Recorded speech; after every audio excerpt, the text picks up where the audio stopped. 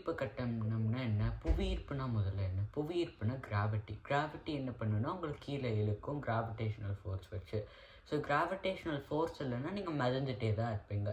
ஆனால் கட்டணம்னா என்ன? கட்டணம்னா டாக்ஸ். டாக்ஸுன்றது நீங்கள் இது மாதிரி கவர்மெண்ட்டுக்கு கட்ட வேண்டியது. அந்த டாக்ஸ் வச்சு கவர்மெண்ட் உங்களோட நாட்டுக்கு ஹெல்ப் பண்ணும், இல்லைன்னா உங்களுக்கும் ஹெல்ப் பண்ணும். ஸோ கிராவிட்டிக்கான டாக்ஸ் இருக்குது. கிராவிட்டிக்கெல்லாம் யார் டாக்ஸ் போடுறா? இது மாதிரி கிராவிட்டி கவர்மெண்ட் எக்ஸிஸ்ட் ஆகிறதுக்கு முன்னாடியே கிராவிட்டி இருக்குல்ல அப்படின்னு கேட்பீங்க. ஆனால் இது ஒரு அன்ஃபேர் வேர்ல்டில் இந்த கதை நடந்துகிட்ருக்கு. ஸோ அதனால இங்கே கிராவிட்டிக்கு டாக்ஸ் இருக்குது. கதை எப்படி ஸ்டார்ட் ஆகுதுன்னா, ஒரு நார்மல் சிட்டிசன் இது மாதிரி டாக்ஸ் என்னால் இப்போதைக்கு கட்ட முடியாது, என்கிட்ட காசு இல்லை அப்படின்னு எக்ஸ்பிளைன் பண்ணிகிட்ருக்காரு. அப்போ அந்த டாக்ஸ் கலெக்டர் இல்லை அதெல்லாம் முடியாது அப்படின்னு அவங்க 2 பேரும் சொல்கிறாங்க. என் பெர்ஸ்பெக்டிவில் இந்த கதையை பார்த்தோன்னா எனக்கு இது ஒரு சிறு பட்டிமன்றமாக தான் எனக்கு தெரிஞ்சது. இந்த பட்டிமன்றத்தில் இவங்க 2 பேரும் இது மாதிரி அவங்களோட பாயிண்ட்ஸை ப்ரொவைட் பண்ணுறாங்க.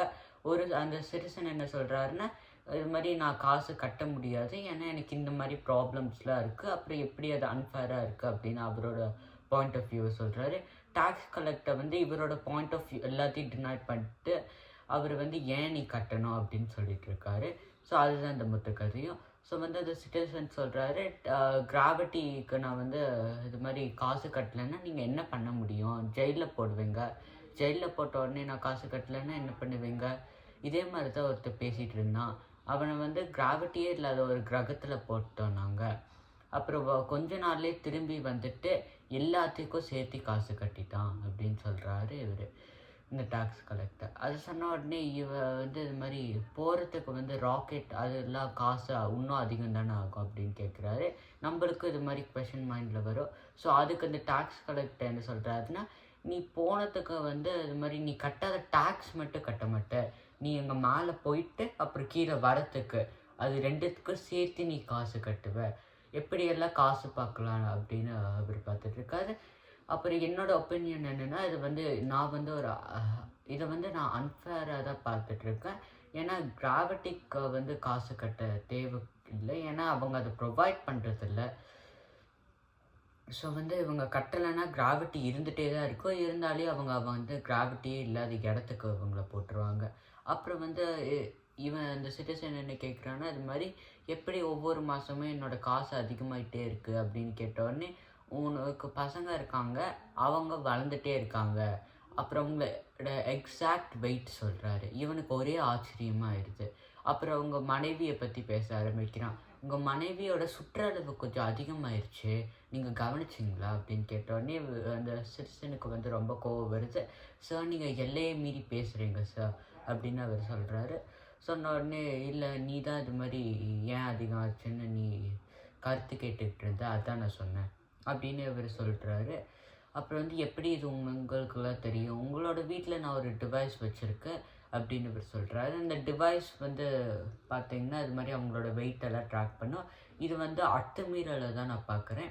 எப்படின்னா, இது என்னோடய பெர்மிஷன் இல்லாமல் எனக்கு தெரியாமல் என்னோடய வீட்டில் இது மாதிரி ஒரு டிவைஸ் வச்சுருந்தாங்கன்னா, நான் இது மாதிரி அதை எப்படி பார்ப்பேன்னா, இது மாதிரி அன்ஃபேராக தான் பார்ப்பேன். ஏன்னா என்னோடய பெர்மிஷன் இல்லாமல் என்னோடய வீட்டுக்குள்ளே யார் டிவைஸ் வைக்க முடியும்? அப்புறம் இவர் அந்த சிட்டிசன் என்ன கேட்குறாருன்னா, நான் ஊர்லேயே இல்லையே, நான் கொஞ்ச நாளாக இந்த கண்ட்ரிலேயே இல்லை, இந்த நாட்டிலே இல்லை, நான் ஏன் காசு கட்டணும் அதுக்கெல்லாம் சேர்த்தி? நீ இந்த நாட்டில் இல்லைனாலையும் நீ அந்த நாங்கள் தந்த டாக்குமெண்ட்டை நீ சைன் பண்ணியிருக்க, நீ படிச்சு அந்த டாக்குமெண்ட்டை அப்படின்னு கேட்குறாரு. இல்லை என்னால் படிக்க முடியல, எழுத்தெல்லாம் ரொம்ப சின்னசாக போட்டிருந்தாங்க அப்படின்னு சொல்கிறாரு. எழுத்து சின்னசாக போட்டால் நீ படித்து தானே இருக்கணும், நீ பெரிய காப்பி கூட கேட்டு வாங்கியிருக்கலாம் அப்படின்னு அவர் சொல்கிறாரு. அப்புறம் ஒரு பேஜ் நம்பர் சொல்லிட்டு இந்த பேஜ் நம்பரில் சொல்லுது, இது மாதிரி நீ இந்த நாட்டை விட்டு போகிறேன்னா வேறு ஒரு நாட்டில் இதே மாதிரி ஒரு கட்டணம் இருக்கும், அந்த கட்டணத்துக்கு நீ பேப்பர்ஸ்லாம் சைன் பண்ணிவிட்டு எங்ககிட்ட இது மாதிரி நாட்டை விட்டு வெளியே போகிறேன் அப்படின்னு சொல்லிவிட்டு அந்த நாட்டுக்கு போய் நீ அவங்களுக்கு காசு கட்டணும், அதுக்கு நீ இங்கேயே இருக்கலாம். ஆஃப்ரிக்கா அப்புறம் மற்ற நாடுகள் எல்லாமே இது மாதிரி புவியீர்ப்பு கட்டணத்தை ஃபாலோ பண்ணுது அப்படின்னு அவர் சொல்கிறாரு. ஆனால் என்னை பொறுத்த வரைக்கும் இது மாதிரி உலகமே இது மாதிரி காசே இல்லாமல் இருக்க முடியாதுல்ல. ஏன்னா கிராவிட்டிக்கு இது மாதிரி மக்கள் அவங்கள வாங்குகிற ப்ராடக்ட்ஸுக்கு காசு கட்டுறது, டேக்ஸ் கட்டுறதே அதிகம். இதில் கிராவிட்டிக்கும் சேர்த்து டேக்ஸ் கட்டினாங்கன்னா அவங்க காசை கொள்ளையடிக்கிறதா தான் நான் பார்க்குறேன். இது என்னோடய ஒப்பீனியன் தான், உங்களுக்கு வேறு ஒப்பீனியனும் இருக்கலாம். அப்புறம் வந்து இது மாதிரி பேப்பர்ஸ்லாம் சைன் பண்ணிட்டு நீ வேறு கண்ட்ரியில் போய் காசு கட்டிக்கோ அப்படின்னு அவர் சொல்கிறாரு. அவர் சொன்ன உடனே அவர் வந்து எந்த ஒரு கவுண்டர் ஆர்கியூமெண்ட்டும் இல்லாமல் கம்முன்னு இருக்கார். அப்புறம் வந்து இது மாதிரி என்ன சொல்கிறாருன்னா, அதாவது நட்சத்திரங்கள் மினுமினுக்குது, அப்புறம் சூரியன் ஒளி தருது, அப்புறம் மூன் வந்து ஷேப் இது மாதிரி மூனோட ஃபேஸஸ்லாம் ஷிஃப்ட் ஆகுது. அப்புறம் நீங்கள் ஏன் மூனை நான் தான் க்ளீன் பண்ணேன்னு சொல்லிவிட்டு நீங்கள் ஏன் இது மாதிரி பணத்தை கேட்கக்கூடாது எங்ககிட்ட இருந்து?